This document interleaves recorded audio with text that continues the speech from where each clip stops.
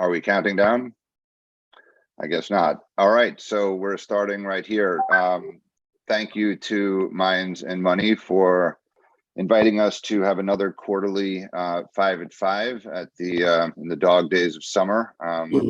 Some of us, I guess, are on vacation and getting ready for a back to school, but it has been a flurry of activity here in the United States from a political point of view. And this presentation is going to be a little bit different than others where, companies are kind of just giving their, standard or traditional pitch. And then we have Q&A. We have represented here 4 American projects, 3 in lithium, 1 in nickel, represented in 4 states, Nevada, North Carolina, Minnesota, and Michigan. And in the case of Piedmont, there's also, outside of the United States, Ghana and Quebec, which is to some degree of relevance as well as friendly countries, which might receive, some of the government support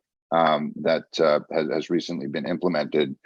So I think last week or 2 weeks ago, the Inflation Reduction Act was passed, which followed the CHIPS Act, and then some Defense Production Authority, and the Bipartisan Infrastructure Bill last year. So there has actually been a fair bit of legislation enacted in the United States, and a lot of it is not well understood. And in my opinion, it's actually quite underhyped. But I think what's in train and what we're all trying to wrap our heads around and will become clearer over the next weeks and months is that there is some very substantial financial support, in particular on the supply side, rather than just demand-driven, EV subsidies, in support of battery production and also critical minerals processing that these 4 companies, here represent. And we're going to talk a bit, about those. The participants here, Emily Hersh is from Luna Lithium, early stage, in Nevada. Todd Malan represents Talon Metals, which is in nickel, further down the exploration and development train. And then James Calaway of Ioneer and Piedmont, are quite advanced lithium development stories. Both have publicly announced applications for loans from the Department of Energy, and both companies have signed meaningful offtakes with Tesla, Ford, and Toyota across, those 2 companies. So we have a number of different states, minerals represented, stages of development. And I want to start this discussion first with Emily, who before starting Luna Lithium about a year ago, ran a podcast and kept us all informed throughout the pandemic, very much focused on these issues. The Minerals Manhattan Project was a podcast. You could describe what you were advocating for, but we missed a bit those podcasts, but you've been busy, putting your money and your time, where your mouth was in developing an early stage resource projects. So if you could just talk, Emily, I guess, what were you advocating for, how things have evolved, since then, and what you see in the legislation that's passed that can help a company at your stage of development, advance maybe faster than is the typical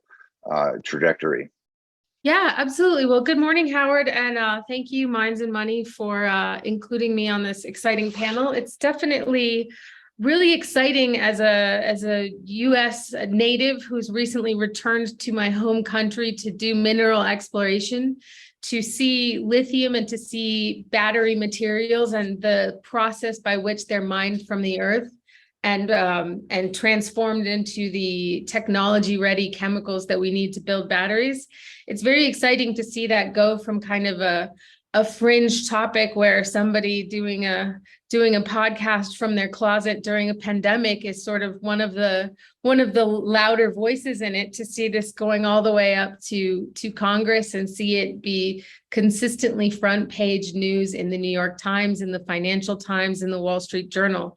And so it's definitely exciting times. And even I, who have advocated strongly for the need for US domestic critical mineral supply chains, I'm surprised at the pace at which, or the speed with which, this has come about. But more so than that, and from an early stage company perspective, I think that the mining narrative, or the presentation of the necessity of US domestic mining for things like lithium or nickel in the Inflation Reduction Act, it does, besides the financial and besides the economics that Howard, I think you were alluding to, and I'm sure we'll talk about on this panel, this really, I think, nails down the fact that lithium ion batteries powering electric vehicles are the incumbent technology that we are seeing in the car industry today. And that this is a real step that the US has decided to put a stronger foot in front of being a leader in the future of energy space. So the impetus for calling my podcast the Minerals Manhattan Project, and talking about the need to understand the role of minerals in the battery supply chain in the United States, came from a sort of a call to action, if you will, that we need to get serious, that the future of energy is electrification, and the future of energy being electrification means that the roots, or the power of, from a geopolitical standpoint, of the actors who will matter in the future of this energy shifting paradigm, are the ones who control these supply chains, and are the ones who control these capabilities to make this energy. And for the United States' standpoint, that necessitated a move towards, I'm not saying don't do mining other places. I'm not saying, the US should be the only country doing mining and doing batteries, but I was calling for the US to take a leadership role. And so it's very pleasant to see that has happened. And I think that we're in a position where the lithium ion battery and domestic supply chains and some domestic mining to achieve these goals is becoming inevitable, right? It's not an if, but it's a when. But this bill and these sort of actors that you see up here, we're the people who have the responsibility to push for when and push for how this happens. And I think that switching from that kind of fringe commentary to the idea that this is mainstream, this is happening now, how do we do it quickly and how do we do it responsibly, is a exciting time to be alive, for lack of a better way to express it. All right. That sounds great. And I'm going to take your call to action and call up two slides that Todd Malan very nicely put together, because these are kind of like the nuts and bolts and meat of, again, what I consider to be not well understood and underhyped, but extremely meaningful, large sums of money are going to be made available to American and friendly country resource projects. So I covered this in a recent podcast with John Miller of Cowan on Rockstock channel. I'd encourage you to kind of look at that at some point. But why don't you, Todd, go through these two slides, and then we'll carry on from there. Yeah, sure. And what I didn't include is some of the funding that also came in other bills that have passed in the last year. So you have the bipartisan infrastructure law now that has $3.6 billion for battery mineral processing in the United States. And we're going to start to see some of the funding priorities of the administration come out this fall, because half of that money will be awarded in the fall. And then, there was extraordinary funding added to the Ukraine supplemental funding bill this spring that put money into the Department of Defense's coffers for the Defense Production Act, specifically targeted at the battery supply chain. And then you see everything that we can go over in the Inflation Reduction Act. I think that the thing that you have to conclude, and I've been, in Washington for 30 years and doing critical minerals work for 12 to 15, is that there's a clear bipartisan consensus that leaders in the United States are making the battery supply chain a priority, and they want to decouple from China. That's the headline across all of these pieces of legislation. And no, there weren't a lot of Republican votes for or any, I should say, for the Inflation Reduction Act, but there certainly were for these other pieces of legislation. And many of these ideas have strong bipartisan support. So if you only look at the Inflation Reduction Act, lots of people have spent time on basically the EVs support for individual consumers and the requirements that are in that provision that stipulate that the battery minerals have to be sourced from the United States or from a free trade agreement country, or from battery minerals that have been recycled in North America. And I think a lot of people are just focused on how hard that's going to be and the fact that we don't have as many sources of supply within those countries. I take a much, more positive view of this. I think that because of the other restrictions, the fact that there's a limitation on the subsidy for high income individuals. So there's an income qualification, and then there's also a price limitation on there. It's already a fairly limited scope of cars that will be able to receive the incentive. But what it does do, and people leave out this, is provide really meaningful resources to project developers in the United States. And these credits are really only available to projects in the United States, like the Tamara project or the other panelist projects in the United States that are basically tax credits. So these tax credits have previously been really only targeted at renewable energy projects, but now critical mineral processing is included in both of the incentives. So there's the 48C Advanced Energy Project Credit, and that's an extension of an existing project that now reads in critical mineral processing operations and recycling into the scope of that credit. And that is a 30% of the potential cost of a project to be included as a credit. And I think that will make a meaningful contribution to the projects that apply for that credit and are awarded that credit. And there's going to be lots of regulations that still have to be executed for each of these two credits. But then on 45X, this is a brand new credit. Nobody really fully understands how it's going to be implemented, but it gives a 10% production cost tax credit to a wide degree of renewable energy producers or manufacturers of renewable energy machinery, as well as production of battery grade materials.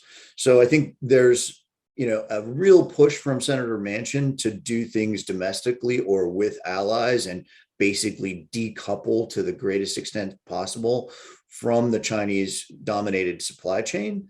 But he also gives resources to be able to do it. So it's not just telling people thou shalt, produce in the United States, but also provides that infrastructure and that support to be able to move the ball forward. There are a couple of other things in the bill that I think are less headline grabbing, but also important to keep in mind. There's another contribution of $500 million to the Defense Production Act, Title III funding. So that's over $1 billion that's available to both mines and battery processing and recycling, as stipulated in the Defense Production Act Title III program. There's a focus in the bill around environmental justice initiatives. And what that means is making sure that the money in the bill goes to communities that have previously perhaps caught the environmental costs of some developments, and for projects that locate in areas that actually qualify as areas that have been affected disproportionately by fossil fuel development and other things. There's other resources there. And I think that's very important for people that are developing projects to think about some of that location choices you may have. You can't, move the geology, but you may be able to move and choose where the processing is. DOE loan program got a big additional funding in this bill that again can finance projects in the United States. Then there's a new green bank that is available for funding. And then finally, there's significant funding added to the ability of the federal government to prioritize the permitting process under FAST 41, which is a little known group of people within the White House that actually focus on coordinating complex permitting processes within the federal government and try to keep everything on schedule and moving forward at pace. It's actually something that I think is quite positive. It exists in law now, but no mining companies have yet taken advantage of it and actually sought FAST 41 support. So there's a lot in this bill. There's a lot in the other bills that I mentioned that are very positive for the sector. And, I really don't think there's been a better time to be developing a mineral project in the United States since before the Second World War. Todd, thank you. That was a great summary. There's a lot of information in that, and this is the second of many kind of discussions we plan to have on this. Just by way of background, I forgot to introduce all of your background, Todd. So you were at Rio Tinto doing government affairs for much of those 12 years, recently joined Talon about a year ago. Rio Tinto is a partner, on the Talon project. But prior to that, you were working, for Goldman Sachs, and as you described it to me, you were, helping Lloyd Blankfein, back in the day of the Volcker rule, after the, the global financial crisis. So you certainly know your way around Washington D.C. I'll just go from Goldman to Goldman. Is a banker that. Just good to research in the banking side. Don't always communicate with each other at Goldman because their name has been in the press with some, weird analysis on the lithium pricing side. But Goldman is a banker appointed that Ioneer has appointed. So you've been working, pretty closely, James, with them as you seek to finance your project, and you've put a lot of the ingredients in place. We did a podcast with you in 2019. I told you this morning, I was re-listening to it. You keynoted the Benchmark Minerals event, and they just had another event, 3 years later after the pandemic. And there's been a marked shift from, what we were talking about then and what you were like envisioning and suggesting should happen is now kind of happening. So if you could just give us, the lay of the land, as you see it, in DC, and maybe you could talk a little bit specifically because your issues are, are very particular that you're dealing with. But I'm curious, you've signed 3 offtakes, with Ford, Toyota, and EcoPro. Is that a requirement, for the Department of Energy loan? So you're really deep in the weeds of and advanced in those dialogues, and hopefully we'll get a loan. So just like share with us your comments. Well, thank you very much, and appreciate being with all of you, and thank you for including me. I like everyone else on this panel is very excited about all the things that Todd just eloquently described. You start looking at the scale of the resources that have been are being deployed, and it's for the first time it's commensurate with the needs. I remember going to see the Department of Defense. I don't know, 3 or 4 years ago. They had this fund. And I went to the Pentagon. I walked through these halls. I gave my cell phone up into a locker and sat down with these three guys, and they're really nice guys, and they really were determined to help the lithium sector. And we had this long conversation. At the end, I said, well, how much money do you have? And they said, well, we have appropriated $45 million, but about 2/3 of that is committed to other things. And I looked at them. I just didn't know what else to do. I said, guys, I hate to tell you, but the scales that you're talking about are irrelevant to me. They don't mean anything to me. $10 million, $5 million, it's a drop in the bucket. Now, if you're doing research, great. But if you're trying to build a $1 billion+ mine, it's irrelevant. And I think that what's so exciting is that all of a sudden we find ourselves in the land of plentiful. But I start thinking about the implications of a 30% investment tax credit. I mean, most people don't think about this, but I know you do, Todd. It converts in my mind. I start thinking about going and doing tax equity financings that have been critical to the development of renewable energy around the United States. I mean, it's an enormous opportunity to generate equity. It's convoluted for most people, but it is very important. And of course, the production credit too. It's a little more difficult to convert it because it's a risk type position of revenue, but boy, when you start talking about an investment credit, you're going to make those investments, and so they're monetizable. So I think these are fantastic things, and I would be remiss to not mention about the extraordinary amount of money that's now available in the Department of Energy.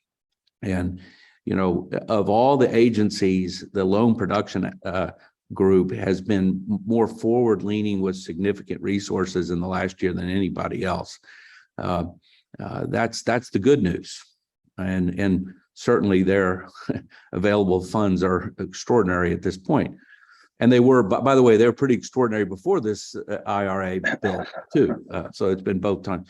But the thing I'd caution everybody about is that they act, at least our experience over the last year and a half working with them, and I'm sure that Piedmont's would be the similar, is they act very much like a big commercial bank.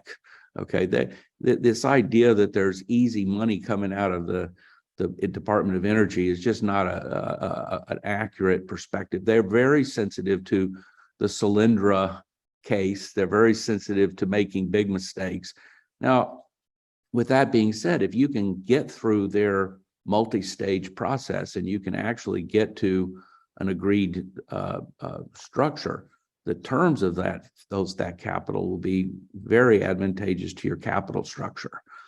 It has various characteristics. One is, of course, the tenor is good. So, a lot of times when you're having a startup operation, commercial banks are going to want to squeeze you on the tenor, or have hurdles where you're going along and then they want to do a reval and you're all of a sudden in trouble. Where they're giving quality, I think you can expect sort of 10-year type tenors for good projects that have that kind of, with the support ratios, which is good. And then, of course, the interest rates are going to be quite favorable relative to what you could expect in a commercial syndicate. So I think this is good, but I do want everyone to know that it's a year and a half of really hard work to get to the finish line with those guys. It's not something you walk in and say, hey, I'd like to have it, because the way that process works, Howard, is there's a multi-phase period. It's sort of their internal review, okay, where their own team, which they have about 180 or 200 people there, and they're all basically came out of commercial banks as far as I can tell. So it's a very commercially oriented discussion. Those guys will do their internal reviews, and that's multi-staged. And then after you get through that, that you're actually really into potentially getting some resources when you go into the formal phase. And that's where it gets expensive, because now all of a sudden you're paying for their external consultants and your team to really do a deep dive evaluation, technically, financially, et cetera, et cetera, et cetera, just like you would do with a big syndicate bank. That's really what it's like. But you're paying for both sides of that conversation. And then you know that you've made it through when you get a firm term sheet. So it's a very detailed term sheet that tells you, okay, we've come to an agreement, and then it's sort of a legal process after that to try to, document it up and get it ready to be executed. And it'll have CPs. So, it will have CPs that allow you to, they'll Condition say, precedent. conditions precedent.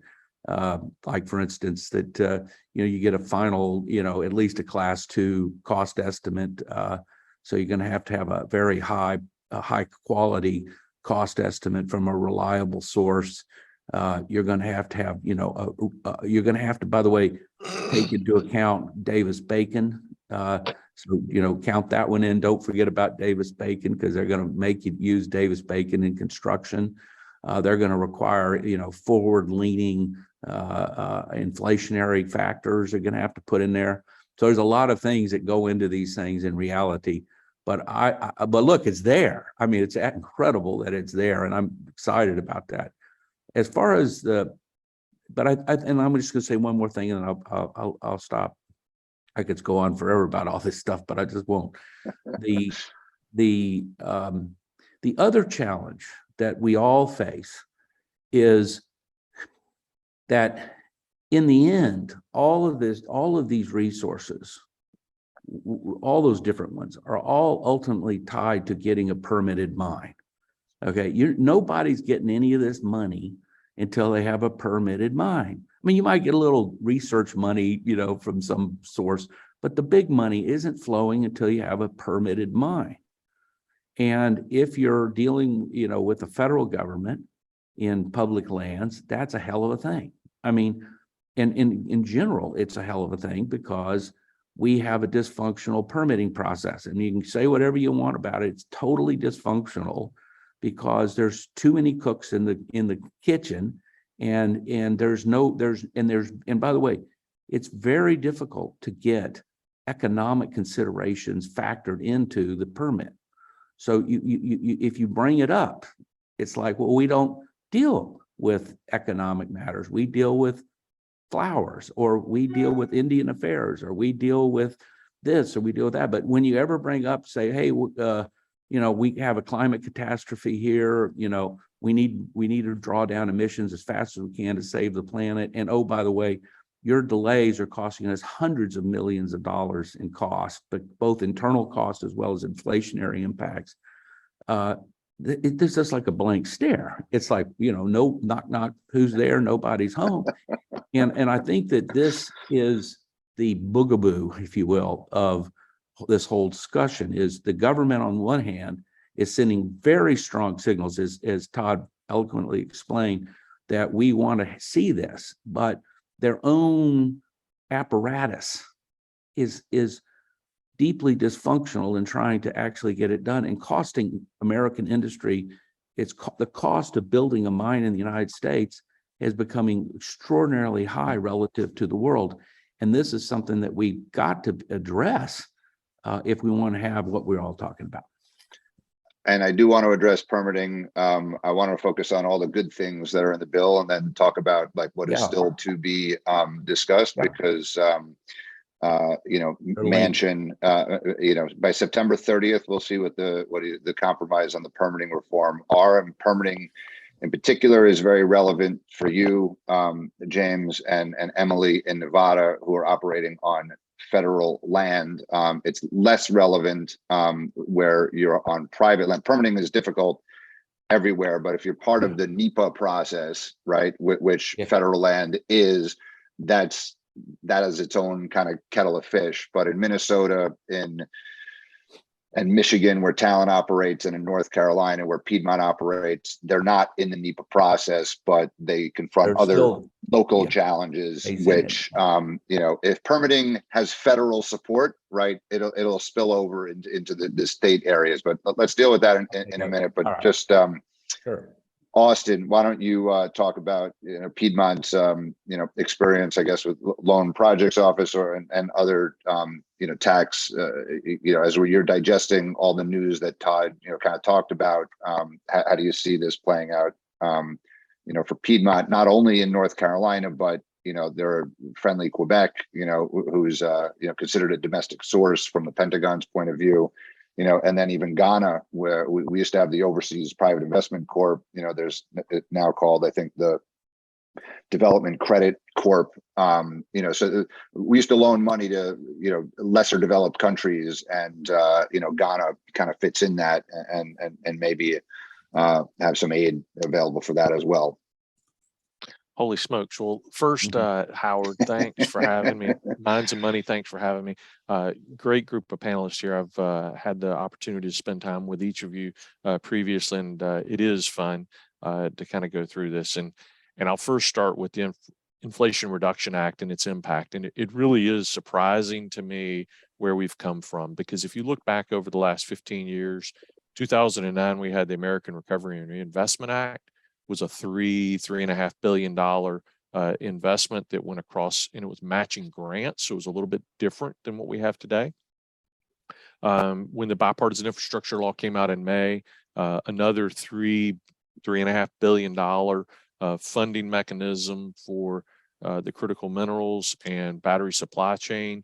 So I was a little disappointed in that, because I was hearing the CHIPS Act at that point was over $50 billion in investments that were going into. The LiBridge effort was an effort that was taking a measure from different participants in the battery supply chain looking for it. And it was apparent that some of that information was funneling back to Congress. So when the Inflation Reduction Act started getting leaked out in July, and before it was passed, it was really surprising, the scale, because that's what I find fascinating, because it really, when you start thinking about how some of these production tax credits and investment credits will play into the support for the industry, we're talking about investments that are probably on the order of $100 billion that will flow back and be supportive to the development of this industry. We've had ARPA, DARPA, small amounts for investments. Emily referenced the Mineral Manhattan Project, and if you asked her what the reason the Manhattan Project was there, it was pretty unique, because it tied into the lithium industry. If you look back to the atomic weapons program after World War II and developing that, it was tied to developing a lithium industry in the early 1950s here in the United States. And so standing up a critical minerals industry today is really a hard lift. It's whether it's permitting reform, the investment, the timeline for doing it, it's significant. The United States has been a leader in the critical minerals industry for years and years and years. The battery supply chain. You look at what UT Austin, MIT did back in the 80s to develop this battery industry. It's really pretty significant. For us here in North Carolina, permitting is a challenge, because we do have a lot of it on the state level. But we're excited because of what these investments will mean to our project. We're going to announce later this week a second plant that's a conversion plant, which will rely on resources from outside of the country. Our joint venture in Quebec, or Ghana material, as a supply source for that, and it'll be eligible for these credits as well. So those kind of things will really jumpstart this industry. And as one of the other panelists was referencing, lithium ion has become the incumbent technology. And it's really because automakers decided it had the energy density to transform their transportation industry, and also do the things we need to provide a better and safer climate for our future generations. And that's really the big step, is that we're going to have a battery supply chain here. We won't be able to supply 100% of our needs, but having independence away from China, it's apparent that Congress took a lot of measured ideas, put those into place, and put them in place in a way that really will allow for action to take place. That's why if you look at the things that we did, I think 13 years ago with the American Recovery and Reinvestment Act, it really wasn't the stimulus needed. Now we have the stimulus there that I think you'll see that action taking place. you've seen a lot of announcements being made from battery makers installing plants here so that they can get a portion of the component piece, but you'll see a lot of conversion and other development activity taking place going forward. I think those are probably the things I wanted to touch on, Howard, and I can get into permitting as you need, but I really wanted to describe what the government action today really is a significant step forward. Permitting could be like an extremely long topic. So I don't want to spend, too much of our like 25 minutes kind of discussing that. But I want to touch on it in this way. All of these, I've noticed very much like all of these supports have been, they've redefined a lot of existing laws and made them applicable to kind of like the processing of critical minerals. But like alone, the LPO, even Piedmont, right? Like if you're crushing rock, if you concentrate the rock, that's okay. That's processed. They could give you money for that. But if you're the mining portion, and this is also applies to kind of Lithium Americas, it may apply to you, James, the actual digging of the dirt needs to be disaggregated from the overall capital cost. Like that won't be funded, right? So that reflects like this perception, like mining still has a significant PR problem, right? Like putting shovels in the ground, we can't lend to that. Whereas in Quebec, you have flow through financing, right? They encourage drilling, right? Like they have all the, so Emily, as a millennial woman, now living in Central Nevada, okay, you're not working for Google, or social media, whatever, but like a lot of your brethren, are protesting on the other side. So how do we get more Emilys, right? And you think like Howard, you should Biden, be careful what you ask for. I don't know if that more Emilys is what the general population is after. No, like look, Joe Biden's a regular Joe, right? Like, so mining, you would think, is a natural kind of constituency that he should be supporting, in addition to chemical manufacturing. So if you're watching the political weight of the U.S. government, and it's helping change the narrative, and then the Fords and the GM are going to follow, right? So how do we get them to support mining? listen, Howard, I think we're moving in the right direction, and the depth with which anti-mining sentiment is ingrained in a large percentage of the population, not just in the US, but globally, and the depth with which this idea that mining or mineral extraction is a thing of the past, is a thing, quite literally almost every childhood movie that I grew up with had the mining guys as the bad guys, right? And you don't undo, or you don't shift that narrative with one, slash of a government pen. And one of the sort of the notes that I've been taking down during this conversation is sort of the idea that what I see as overwhelmingly positive in this bill was that it wasn't bipartisan, right? That this was a Democrat-led, Democrat-pushed bill. And what that tells me is that the spirit of, or the goals that are outlined within this bill are going to last through a couple political cycles, because realistically, that is what we need to change the narrative. Unfortunately, I can't just get on a podcast and tell my millennial brethren that, your stuff, it comes from a mine. It takes engagement, and engagement means over time having conversations, talking about things, driving the narrative, but also taking the time to listen to folks who think differently, and understanding the positions that the roots of and the causes of anti-mining sentiment, or why people, and there's, you and I have discussed this in the past, Howard, but there are very different kinds of anti-mining sentiment that come from different groups of people. On one hand, you have local issues, right? And I'll hat tip my neighbors Ioneer that, I've seen them do for years extremely on the ground communication and interaction with their local community who have questions about dust or questions about water use or questions about these very local impacts that this project will have. And those can be addressed in one manner.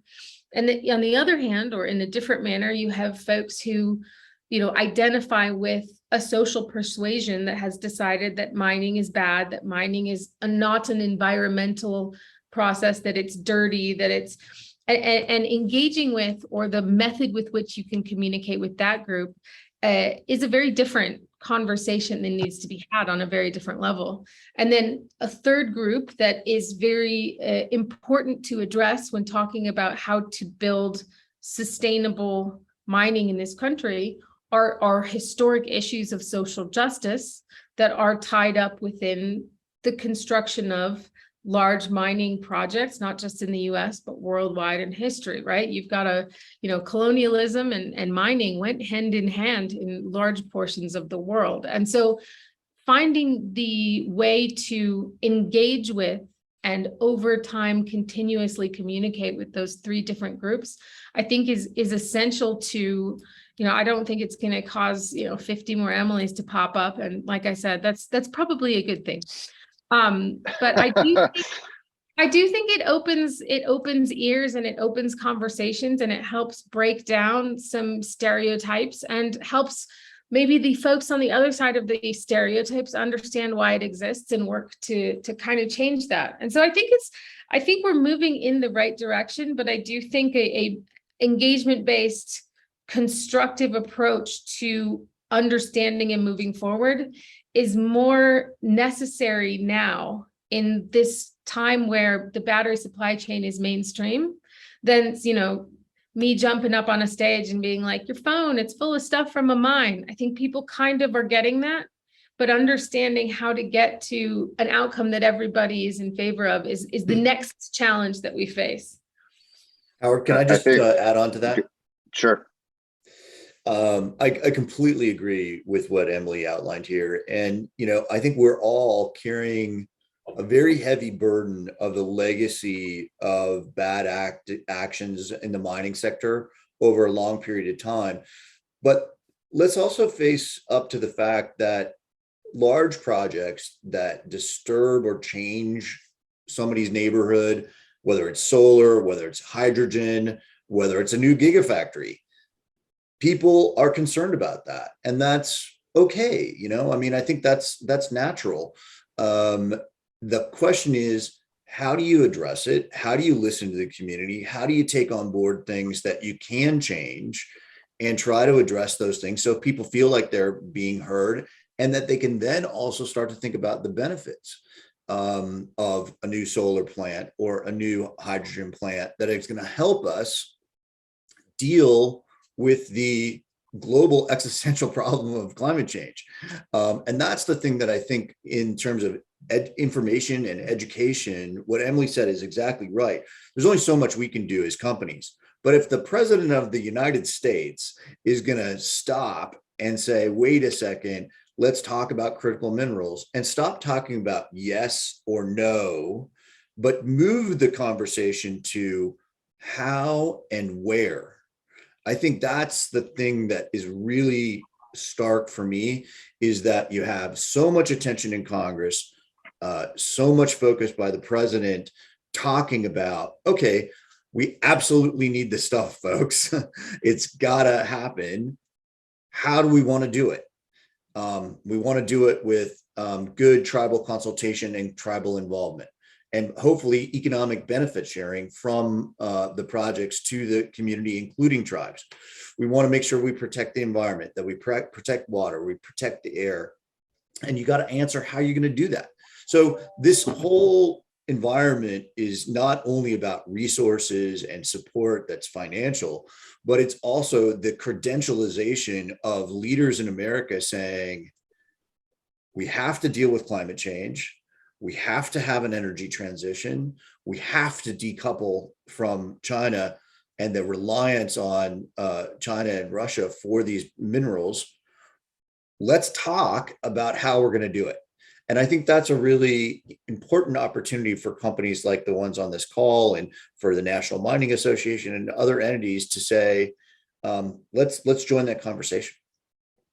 Yeah, Howard, when you talk about mining and that, Todd was referencing the Legacy Act. That's why I'm so excited we're building the industry here in the United States, because the United States will take the right steps for ensuring that we engage, because we have a democratic constitution where you get involvement from all people. And so you have, whether it be indigenous tribes that are near a project, local communities, we want to provide an economic benefit to those people. We want to participate in things that reduce climate change or improve our climate.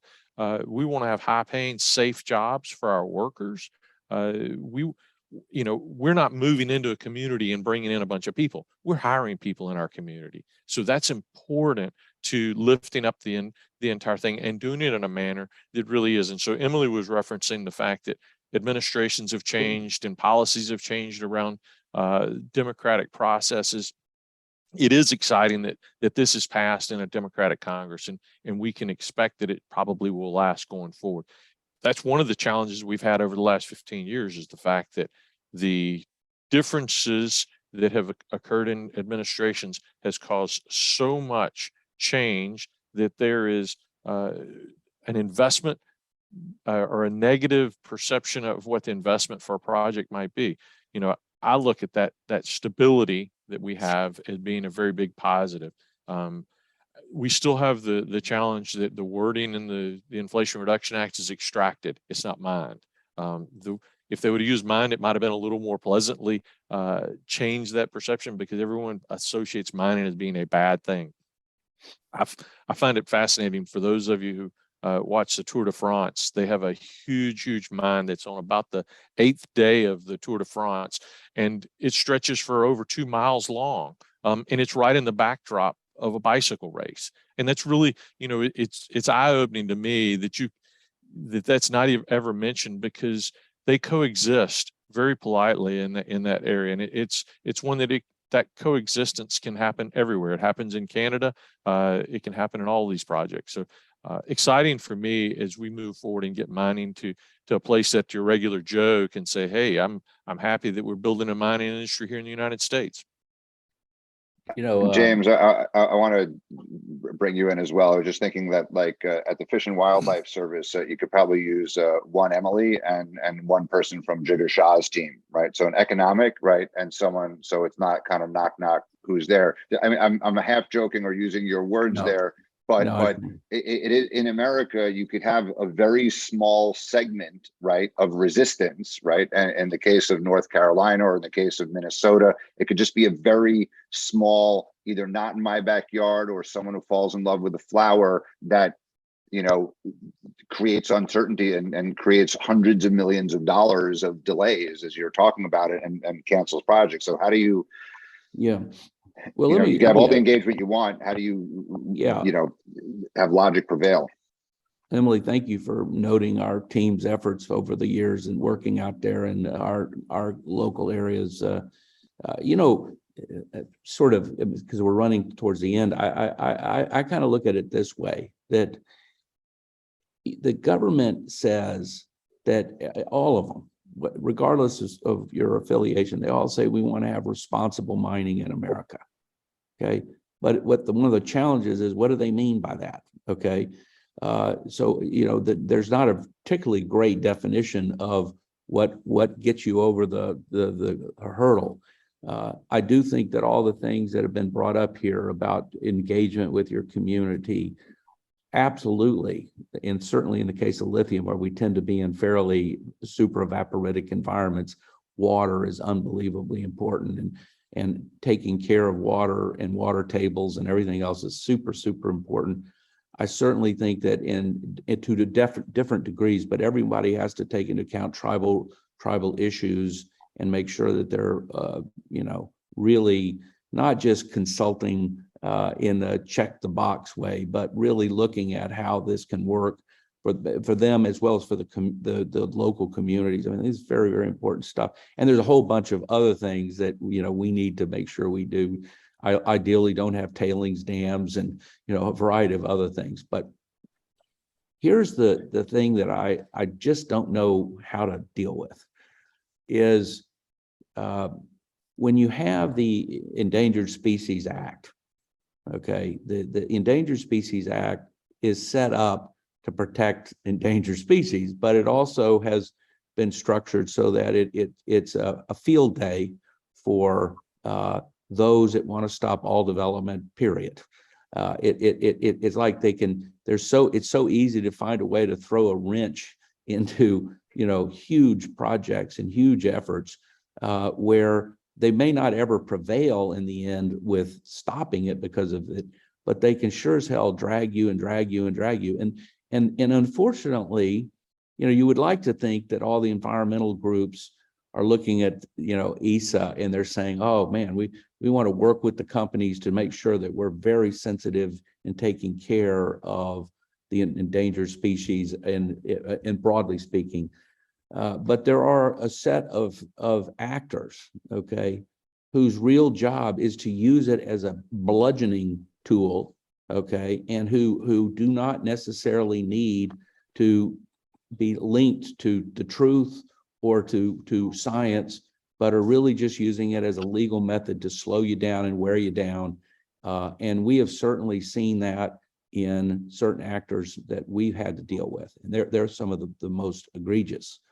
And so I do think that there is a need for us to relook at this and, you know, how it is that we can have, you know, huge efforts. And by the way, one of the things that's really interesting I've experiencing, and I'm sure all of you have, is that the closer you get to being actually ready to go build something, okay, and these are massive projects, the burn rates that you have to sustain in order to actually have the work done to do it get higher and higher and higher, so that the burden on entrepreneurial companies accelerates very, very quickly.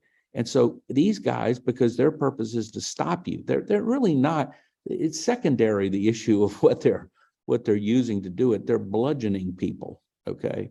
And we need to stop this. I mean, there has got to be a relook at ESA and make sure that it's being handled appropriately and not being just used as a legal mechanism to stop everything. This has got to happen, okay? Because all of us are going to be impacted by this. You show me a project on federal lands where they don't have this problem, and I'll show you somebody who doesn't know yet what they're dealing with. So I think that this is an issue. There are people that are not acting in good faith here, okay? Their objective is to stop development, okay? And that is not a good use of people's time nor this industry. Now, look, with that being said, okay, you can beat them, okay? You can beat them. We're about to beat them, okay? But it is a very long and expensive process to beat them. And you have to factor that into sort of the timelines of expectation for US production, because a lot of the best opportunities are on federal lands, okay? So this is something that I don't want to leave it on a downer, because I'm super excited about where we are. I know we're going to get this project built, and the others are going to get built, but it takes fortitude, Howard. We got 5 minutes. So that's not a negative note, because we do have, like, Mansions, you know, has a promise, right, from Pelosi and Schumer, and there's a continuing resolution September 30th. We're going to have, you know, there's some guidelines out there. We don't know what it's going to take, but like Elon Musk was out there yesterday saying we need oil and gas for the next 30-40 years, right? Like, so he's pushing back on, you know, the very aggressive, you know, there's some realism there. There's a support for nuclear that we haven't seen, you know, in a while. Right. So Manchin, I think, largely gets it. And you know, you have Tesla as partner of two of the companies on this panel. You have Ford is a partner, you know, of yours. Sabanya is a partner of yours, and Sabanya, we had them on our podcast, talked about the good neighbor agreement that they have in Montana, as you know, a benchmark for good mining. So there's a lot of positive, you know, things happening here. how do you think it's going to play out, I guess, with Manchin and with major U.S. auto companies recognizing that, you need to localize, you need, for environmental reasons and supply chain security reasons, the political weight, is moving in a positive direction. But as it pertains to permitting and the reducing the ability of, Endangered Species Act, people stopping projects, how do you see it playing out? And each of you can just answer, for a minute. Go ahead, Todd. Yeah, I'm an optimist about it. I think that projects like the ones we've talked about today, I think will get there. And as James said, it takes a lot of work, and it should take a lot of work. I mean, we are disturbing the earth, and we have to be able to show that we can do that in a responsible way, that we can close the operation responsibly, and then put up financial assurance and all of that. I think at the end of the day, the reason I'm positive, though, is because we have this new sort of focus and national impetus on addressing the climate change. The crisis of climate change requires inputs. You can't recycle what you don't have. So I think that hopefully, with a lot of effort by the auto sector, by leaders of both parties, by the mining sector, we can explain to people, A, that there is a necessity for these materials, and B, that we can do it responsibly and produce those ingredients while also protecting the environment and having people benefit economically as well. I think that's an important part of the equation. Well, I agree. Austin, yeah, good. I agree with you completely, and I do think we can do it. I just wish we'd have everybody aligning, and we wouldn't have these people messing around and slowing things down. But I do think you're right that there should be great optimism. I'm certainly very optimistic we'll get ours built. Yeah, Howard, the optimism is with me as well. I'm an engineer by training. I like to do things efficiently. When the government kind of looks in, gets understanding of kind of what this means for energy independence, our ability to convert a electron into a mile driven in whatever form that takes, and you see the efficiency that an electric motor brings to that equation, how it improves our ability to use resources more efficiently. That, to me, is what brings that optimism over to you. Say, holy cow, I'm able to drive my vehicle for a third of the cost to go from point A to point B than what I did 5 years ago. So I think that perception is kind of finally setting in across the chain, whether it be at the legislative spot, the general population, everyone's seeing that, and you're kind of getting the benefit of that in our industry now. But it's a lot of heavy lifting, as James described. There is no easy path to get to the end, and because of that, we've got years ahead of us of heavy lifting. Great. And Emily, your Twitter description is of a cheerful pessimist. I was about to say, in this instance, even the cheerful pessimist is optimistic that we're moving in a direction that will result in domestic mining. I do think that James has been in it so that hopefully it'll take me, 7 years instead of 15 to weave my way through the hydro permitting process where, he is right. There's a really interesting reality that the economics of your project do not matter to the people that you're talking about. And in order to even begin the consultation process with all of these groups, your cash burn goes way up with no certainty over when and if there's a light at the end of that tunnel. That said, I do think that the focus on, or this sort of idea that by focusing on timelines, or that by imposing tighter deadlines on these processes, that we'll be able to end bureaucratic hurdles, isn't the approach to bringing substantive changes that are long lasting and that are going to actually drive this result. So I'm paraphrasing from a Politico article, I think, that came out yesterday on that, but I do think that substantive changes in the permitting process is what we need. And I don't think that whipping timelines on the existing process that we have is going to drive those results. So still cheerful, long-term optimistic, but I do think that to echo Austin, this is the beginning of the next chapter. And those of us who have been working at this now for, decades, this is going to be an even heavier lift than getting people to start having this conversation at all. Thank you, Emily, James, Austin, and Todd for a great discussion. And the winds at our back with U.S. government really making the step function change. I think have surpassed Europe in a number of ways, who seemed a little bit ahead on this topic a few years ago.